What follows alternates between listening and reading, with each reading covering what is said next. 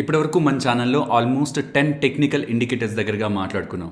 Moving average, Fibonacci, CPR, ATR, parabolic SAR, VWAP, MACD, RSI, Bollinger bands and ADX. But in reality intraday trading or swing trading చేస్తున్నప్పుడు ఈ technical indicators అన్నింటినీ మనం ఉంచి trade చేస్తే advantage ఉంటుందా అంటే అలా అడ్వాంటేజ్ ఉండదు. కాబట్టి ఈ వీడియోలో how to trade with, in fact నేను అసలు ట్రేడింగ్కి టెక్నికల్ ఇండికేటర్స్ ఎలా యూజ్ చేస్తాను, నేను ఏది బెటర్ అనుకుంటుంటాను అండ్ ఏ సందర్భాల్లో ఏ ఇండికేటర్స్కి ఇంపార్టెన్స్ ఇస్తుంటాను, ఇవన్నీ కూడా జనరల్ ఫ్రెండ్లీ డిస్కషన్లో ఈ వీడియోలో ఉంచే ప్రయత్నం చేస్తాను.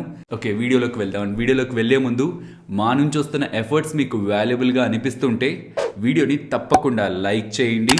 మీకు గుర్తుంటే ఈ టెక్నికల్ ఇండికేటర్స్ రిలేటెడ్గా టాపిక్ని స్టార్ట్ చేసేటప్పుడే నేను మీకు టెక్నికల్ ఇండికేటర్స్ ఒక క్లాసిఫికేషన్ చెప్పాను.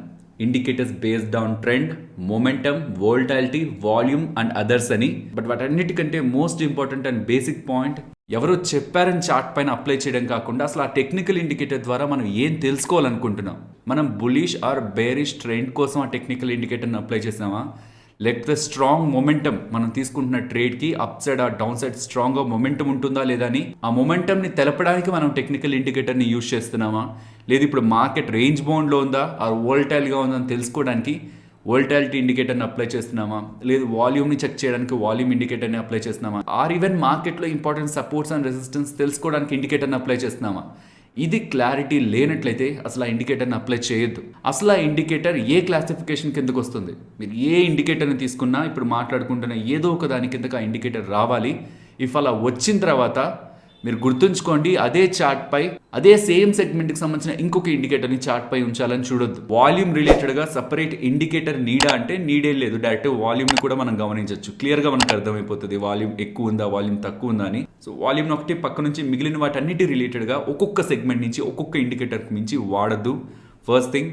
సెకండ్ది, ఇండికేటర్స్ని ఎప్పుడు కూడా లోయర్ టైం ఫ్రేమ్స్లో మంచి రిజల్ట్స్ ఇస్తాయని ఎక్స్పెక్ట్ చేయొద్దు. మీరు వర్స్ట్ అనుకుంటున్న ఇండికేటర్నే తీసుకోండి, దాన్ని ఒకసారి వీక్లీ టైం ఫ్రేమ్లో టెస్ట్ చేయండి, అక్కడ వస్తున్న రిజల్ట్స్ని గమనించండి. దాన్ని డైలీకి తీసుకురండి. మీరు ఏ స్టాక్లో అయినా గమనించండి, స్టాక్ ఆర్ ఇండెక్స్లో వీక్లీలో చూడండి ఫస్ట్. ఆ రిజల్ట్స్ని డైలీ రిజల్ట్స్తో కంపేర్ చేయండి, ఆ డైలీని హవర్లీ రిజల్ట్స్తో కంపేర్ చేయండి. మన రైట్ అయ్యే ట్రేడ్స్ హైయర్ టైం ఫ్రేమ్స్లో ఎక్కువ ఉంటాయి కంపేర్డ్ విత్ ఆ లోయర్ టైం ఫ్రేమ్స్లో. పొజిషనల్ ట్రేడింగ్ పక్కా లైక్ 2 or 3 months అబోవ్ దగ్గరగా మనం ట్రేడ్ని హోల్డ్ చేయాలనుకుంటే దెన్ వీక్లీ, డైలీ ఈ టైం ఫ్రేమ్స్లో మనం కన్ఫర్మేషన్స్ తీసుకొని యాక్ట్ చేస్తున్నట్లయితే ఇండికేటర్స్ మంచి రిజల్ట్స్ ఇస్తాయి. సో ఇంట్రాడేకి కంపేర్ చేస్తే స్వింగ్ ట్రేడింగ్కి కంపేర్ చేస్తే పొజిషనల్ ట్రేడింగ్కి ఇండికేటర్స్ బెటర్గా వర్క్ అవుతాయి. అలాగే మార్కెట్ కండిషన్ కూడా ఇంపార్టెంటే. మార్కెట్ ఒకవేళ రేంజ్ బౌండ్లో ఉందనుకోండి, దెన్ ఇండికేటర్స్లో most of the indicators specially మొమెంటమ్ని మనకు చూపించే ఇండికేటర్స్ అయితే హై మొమెంటమ్ ఉంది బులిష్గా చూడు అనేలా మనకి ఇండికేట్ చేస్తుంది, కానీ అది రెసిస్టెన్స్ అక్కడి నుంచి ఫాలో అవుతుంది. సో కాబట్టి రేంజ్ బౌండ్లో మార్కెట్ ఉంది అనుకున్నప్పుడు సపోర్ట్ అండ్ రెసిస్టెన్స్ ఎలా డ్రా చేయాలి, ఈ కాన్సెప్ట్స్ అన్ని కూడా మనం ఇప్పుడు నెక్స్ట్ కమింగ్ వీడియోస్లో మాట్లాడుకుంటాం. బట్ ఎనీవే మనకు ఒక ప్రైమరీ ఐడియా ఉంది కదా, అట్లీస్ట్ ఫిబొనాచి కానీ సిపిఆర్ని కానీ ఇవి యూజ్ చేసుకుంటున్నా జస్ట్ చార్ట్ని మనం హవర్లీ టైం ఫ్రేమ్లో పెట్టి కొంచెం జూమ్ అవుట్ చేస్తారా మనకు అర్థమవుతుంది ఏ లెవెల్స్ దగ్గర సపోర్ట్, ఏ లెవెల్స్ దగ్గర రెసిస్టెన్స్ అని. సో రేంజ్ బౌండ్లోనే మార్కెట్ ఉంది అని మనకు అర్థమవుతున్నప్పుడు ఇండికేటర్స్కి ప్రిఫరెన్స్ తగ్గించండి, ఓకేనా. సో ఎప్పుడు యూజ్ అవుతాయి indicators? Trending market no doubt బెస్ట్గా వర్క్ అవుతాయి.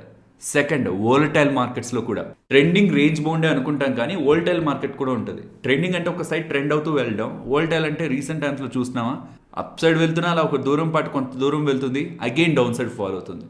సో రీసెంట్ టైమ్స్లో మార్కెట్ మూవ్కి మనం ఏం ట్రెండ్ అని చెప్తాం, అప్ ట్రెండా డౌన్ ట్రెండా కాదు, వోలటైల్ మార్కెట్స్. సో ట్రెండింగ్ మార్కెట్స్లో ఇండికేటర్స్ బెస్ట్గా వర్క్ అవుతాయి. And next preference volatile markets.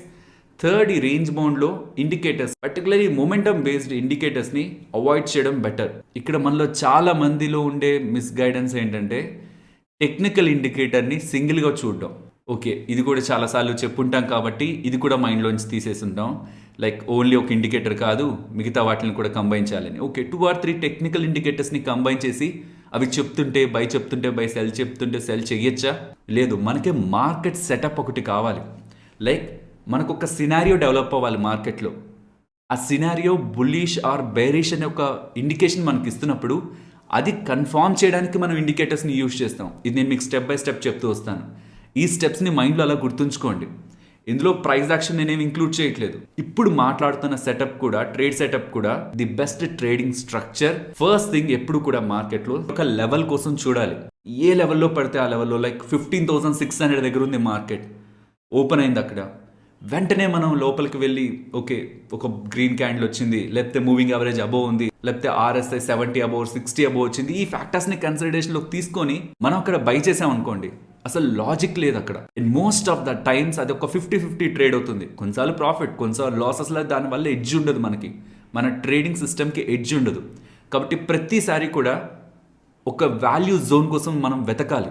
అది మనం డ్రా చేసిన support or resistance, important levels అయినా అయ్యుండొచ్చు, ఆర్ ఇండికేటర్స్ని యూజ్ చేసి కూడా మనం లెవెల్స్ ఫైండ్ అవుట్ చేస్తుంటాం కదా, లైక్ పివోట్ పాయింట్స్ కానీ, CPR కానీ, ఫిబొనాచి కానీ. లేదు, ఇవన్నీ కూడా పక్కన ఉంచండి. At least previous day high previous డేలో, or at least daily moving average 20 DMA, 50 DMA, 100 DMA ఇవి అప్లై చేస్తే మనకు లెవెల్ వస్తుంది కదా. అట్లీస్ట్ ఆ లెవెల్నైనా మనం రిఫరెన్స్గా తీసుకొని ఇంపార్టెంట్ లెవెల్స్, ఆ లెవెల్ బిలోకి వెళ్తే, ఆ బిలోకి వెళ్ళి క్లోజ్ అవుతుంటే 5 మినిట్ కానీ 15 మినిట్ కానీ ఏదో ఒక క్యాండిల్ క్లోజ్ అవుతుంటే, దెన్ అప్పుడు మాత్రమే మనం ఇండికేటర్ చెప్తున్నది వినేందుకు ప్రయత్నించాలి. అప్పటి వరకు ఇండికేటర్స్ ఏం చెప్తున్నా మనకు కావాల్సిన లెవెల్ దగ్గరికి మార్కెట్ వచ్చేంత వరకు మనం ఇండికేటర్స్ మాట వినకూడదు. మనకి మైండ్లో మార్కెట్ ఓపెన్ అవ్వకముందే ఒక క్లారిటీ ఉండాలి. ఈ లెవెల్ ఇంపార్టెంట్ రెసిస్టెన్స్, ఈ లెవెల్ ఇంపార్టెంట్ సపోర్ట్, ఆర్ ప్రీవియస్గా మార్కెట్ మల్టిపుల్ టైమ్స్ ఈ లెవెల్ దగ్గరికి వచ్చి టాప్ సైడ్ వెళ్తూ ఉంది.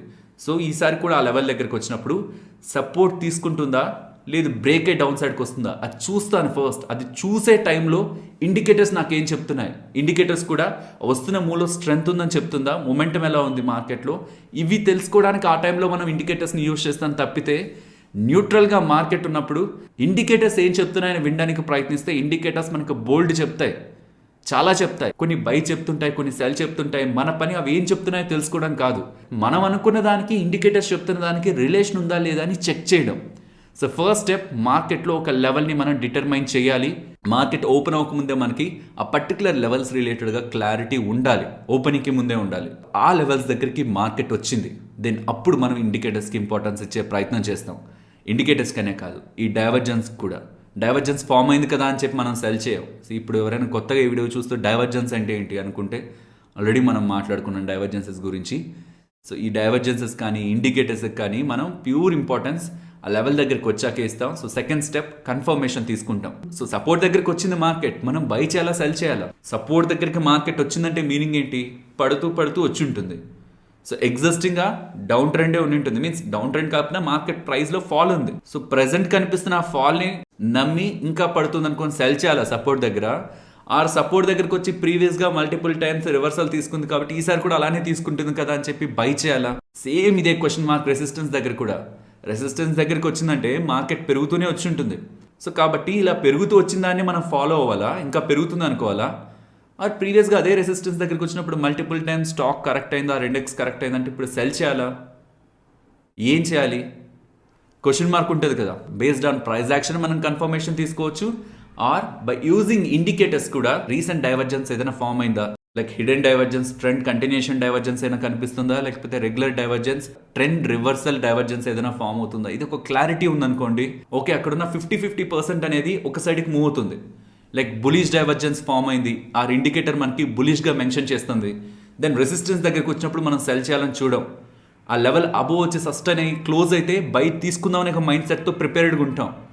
అర్థమవుతుందా? ఈవెన్ డౌన్ సైడ్కి వెళ్తున్నా కాసేపు వెయిట్ చేస్తాం, ఒకవేళ వస్తున్నది ఏమైనా ఫేక్ మూవ్ ఏమో అగైన్ టాప్ సైడ్కి వెళ్తుందని ఇంపార్టెంట్ లెవెల్ డౌన్ సైడ్ ఉంచుకొని ఆ లెవెల్ బ్రేక్ అయ్యేంత వరకు వెయిట్ చేస్తాం. So indicators are nothing but present ఉంటున్న మార్కెట్ మూవ్ని కన్ఫర్మ్ చేసేందుకు మనం యూజ్ చేసుకోవాల్సిన టూల్స్. సో సెకండ్ స్టెప్లో కన్ఫర్మేషన్ తీసుకుంటాం, ఇది step number 2. Step number 3, buy or sell చేసే ముందు మనం ఎక్కడ స్టాప్ లాస్ పెడుతున్నాం, మన స్టాప్ లాస్కి ఆ పర్టికులర్ ట్రేడింగ్ డేలో మనం టార్గెట్ అచీవ్ చేయగలమా లేదా? ఒకవేళ బిగ్ స్టాప్ లాస్ అయి మన టార్గెట్ కూడా చాలా పెద్దదైపోతుంది, లాజికల్గా అది అచీవ్ కాదు అనిపిస్తే, 1:1 కూడా మనకి ట్రేడ్ లేదనిపిస్తే అవాయిడ్ చేయండి. మనకి ఎన్ని చెప్తున్నా, అక్కడ ఎంత బ్రేక్అవుట్ వచ్చినా, ఇండికేటర్స్ ఏం మెన్షన్ చేస్తున్నా, అది ట్రేడ్ అవాయిడ్ చేయండి. బికాస్ మనకి రిస్క్ రివార్డ్ ఫేవరబుల్గా లేదు. సో ఇక్కడ ప్రైస్ యాక్షన్ గ్రేట్ కాదు, ఇండికేటర్స్ గ్రేట్ కాదు, రిస్క్ రివార్డ్ అనేదే మెయిన్ థీమ్. మనం రాంగ్ అయినప్పుడు ఎక్కువ శాతం డబ్బుల్ని కోల్పోకూడదు. మనం రైట్ అయినప్పుడు ఎంతైతే తీసుకోవాలనుకుంటామో రాంగ్ అయినప్పుడు అంతే కోల్పోవడానికి రెడీగా మనం ఉండాలి. సో ఒక ట్రేడ్ తీసుకుంటున్నప్పుడు రైట్ అయితే ఇంత డబ్బులు వస్తుందని ఎలా అయితే చూస్తామో, అదే ట్రేడ్లో నేను రాంగ్ అయితే ఇంత డబ్బులు పోతుందని కూడా మెంటల్గా ప్రిపేర్డ్గానే ఆ ట్రేడ్లో ఉండాలి మనం. సో కాబట్టి ఎంత డబ్బులు పోగొట్టుకోవడానికి రెడీగా ఉన్నాం ఆ ట్రేడ్లో, స్టాప్ లాస్ ఎంతకి ఇస్తున్నాం, ఆ సేమ్ టార్గెట్ మనకు ఉంది అనిపిస్తేనే 1:1 మినిమం, దెన్ అప్పుడు మాత్రమే మనం ట్రేడ్లోకి ఎంటర్ అవ్వాలి. 1:1 అచీవ్ అయింది, నా టార్గెట్ అచీవ్ అయింది, దెన్ 1:1.5 1:2 మనం చూడొచ్చు ట్రైలింగ్ చేసుకుంటూ, మన టార్గెట్ వైపు ట్రైలింగ్ చేసుకుంటూ ప్రాఫిట్ని లాక్ చేస్తూ మాత్రమే మనం వెయిట్ చేయాలి తప్పితే, అలా మనం ఎక్కడైతే స్టాప్ లాస్ పెట్టామో స్టాప్ లాస్ అక్కడే వదిలేసి 1:1 హిట్ అయింది 1:2కు వెయిట్ చేస్తానని అలా ఉండద్దు. ఎందుకంటే మార్కెట్ ఒకవేళ పెరుగుతూ ఉంటే ఆ రోజు అంతా పెరుగుతూ ఉండదు, బికాస్ పెరుగుతూ ఉన్నప్పుడు ఎంటర్ అయిన వాళ్ళు ప్రాఫిట్ బుక్ చేయాలి కదా. అలా చూస్తూ ఉండిపోరు.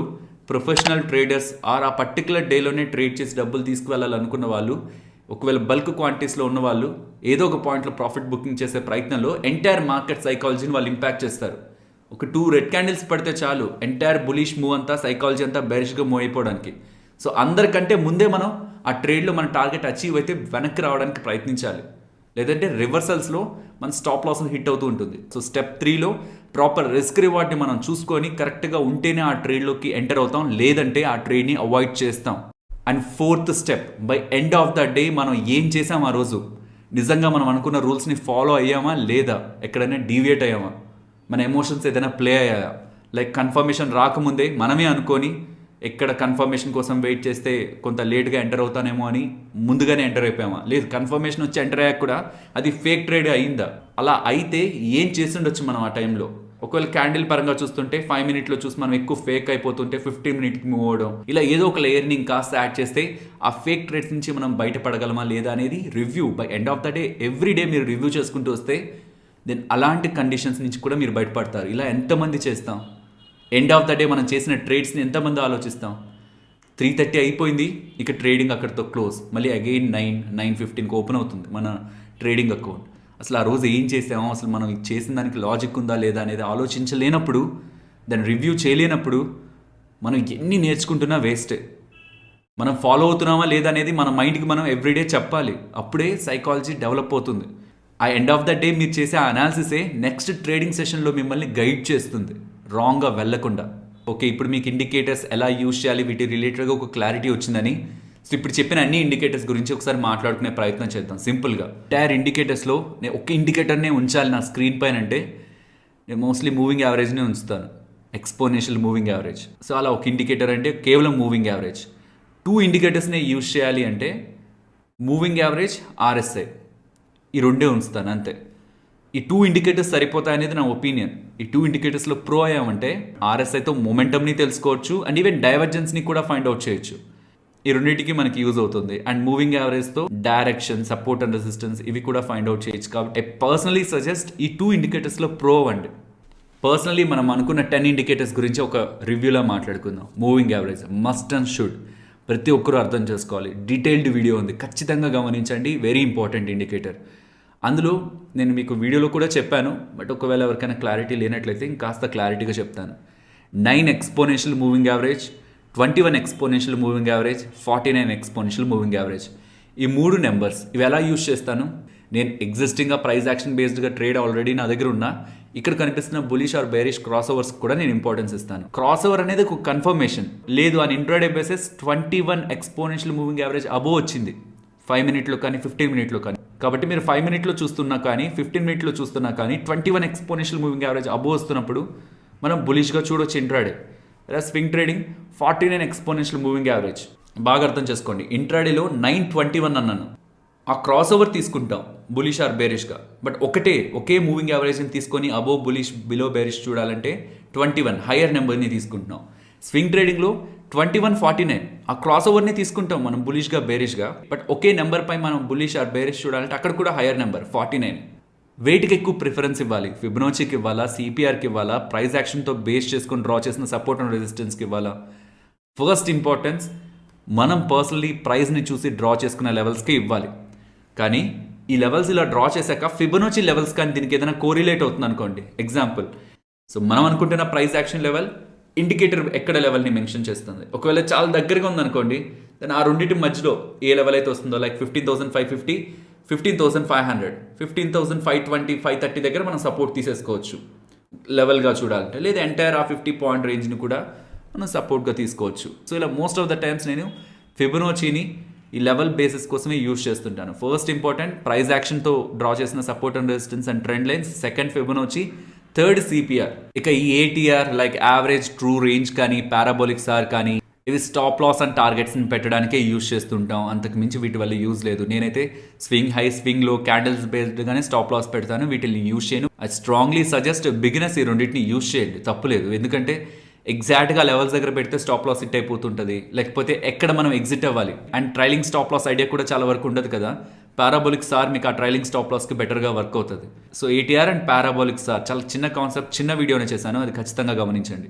అండ్ వీడబ్ల్యూఏపీ లెవెల్స్ కోసం చూస్తాను, లైక్ ఏ లెవెల్ యావరేజ్ లెవెల్ దగ్గర ఎక్కువ ఎక్కడ ట్రేడ్ అవుతుంది మార్కెట్, అదొక జస్ట్ వ్యూ కోసం, అది అబోవ్ ఉంటుందా బిలో ఉంటుందా అని తెలుసుకోవడం కోసం అంతే. Next Bollinger bands market range బౌండ్లో ఉందా లేకపోతే ట్రెండింగ్లో ఉందా, లేకపోతే ట్రెండింగ్లో కూడా టూ మచ్ విడ్త్ ఉందా లేకపోతే కొంచెం కన్సాలిడేట్ అయ్యి విడ్త్ తగ్గిందా. బ్యాండ్స్ మధ్యలో విడ్త్ ఎలా ఉందని వొలటైలిటీని అసెస్ చేయడానికే యూజ్ చేస్తాను. అగైన్ అది యూజ్ చేసి బై ఆర్ సెల్ నేను చేయను. కానీ బోలింజర్ బ్యాండ్ ఒక పవర్ఫుల్ ఇండికేటర్. ఒక్క బ్యాండ్ అది కానీ మ్యాక్డీ కానీ ఆర్ఎస్ఐ కానీ ఈ మూడు కూడా పవర్ఫుల్ ఇండికేటర్స్. కేవలం ఒక ఇండికేటర్ని పెట్టి ట్రేడ్ చేయగలిగే ఇండికేటర్స్, బట్ నేను పర్సనలీ ట్రేడ్ చేయను. బోలింజర్ బ్యాండ్స్ని కేవలం మార్కెట్ ఒక రేంజ్ అండ్ వోలటైలిటీని తెలుసుకోవడానికి వాడతాను. లైక్ నారోగా ఉంటే రేంజ్ బౌండ్ అని, అండ్ విడ్త్ చాలా ఎక్కువగా ఉందనుకోండి దెన్ అక్కడ అవాయిడ్ చేయడం బెటర్. అండ్ ఏడిఎక్స్, ఈ ఏడిఎక్స్ ఏంటంటే ఒక ఫిల్టర్ టూల్. మీకు ఇండికేటర్స్ చెప్తున్న వాటిల్లో కన్ఫ్యూజ్ అవుతుంటే ఏడిఎక్స్ని అప్లై చేయండి, ఒక లెవెల్ ఉంచండి, లైక్ ఏడిఎక్స్ 25. ఆ 25 అబోవ్ వస్తేనే మిగతా ఇండికేటర్స్ చెప్తున్న వాటికి ఇంపార్టెన్స్ ఇవ్వండి. 25 బిలో అంటే రెస్ట్ ఆఫ్ ద ఇండికేటర్స్ చెప్తున్న వాటిని మనం అవాయిడ్ చేయొచ్చు. బికాస్ ఏడిఎక్స్ ఎప్పుడైతే పెరుగుతూ ఉంటుందో దాన్ని అప్పుడు మాత్రమే మనకు కనిపిస్తున్న ఎగ్జిస్టింగ్ ట్రెండ్లో స్ట్రెంత్ ఉన్నట్టు. కాబట్టి అప్పుడు మాత్రమే మనం rest of the indicators bullish చెప్తున్నాయా బేరిష్ చెప్తున్నాయా వీటికి ఇంపార్టెన్స్ ఇస్తే రేంజ్ బౌండ్లో ఉంటున్న మోస్ట్ ఆఫ్ ద ఫేక్ సిగ్నల్స్ని మనం ఫిల్టర్ అవుట్ చేస్తున్నట్టు. కాబట్టి ఏడిఎక్స్ని ఒక ఫిల్టర్ టూల్లా మాత్రమే యూజ్ చేయడం బెటర్. అండ్ ఫైనలీ ఆర్ఎస్ఐ, స్టాక్లో మొమెంటం ఉందా లేదా, ఓవర్ బాట్ ఓవర్ సోల్డ్, దీని ద్వారా మనం అర్థం చేసుకోవచ్చు. And divergence, RSI divergence one of the clean డైవర్జెన్సెస్ మిగతా వాటితో కంపేర్ చేస్తే. ఆర్ఎస్ఐలో మెన్షన్ అయ్యే డైవర్జెన్స్కి ఎక్కువ ఇంపార్టెన్స్ ఇస్తాను. మ్యాక్డీ డైవర్జెన్సా ఆర్ఎస్ఐ డైవర్జెన్సా ఇంపార్టెంట్ అనుకుంటాను. అండ్ ఆర్ఎస్ఐ విషయానికి వస్తే కూడా నేను వీడియోలో కూడా చెప్పాను, చాలా కాంబినేషన్స్ ఉంటాయి. లైక్ 50 అబోవ్ ఉంటే బులిష్, 50 బిలో ఉంటే bearish RSI level. And second case 50 above బదులు 60 అబోవ్ బులిష్, 50 బిలో బదులుగా 40 బిలో ఉంటే బేరిష్.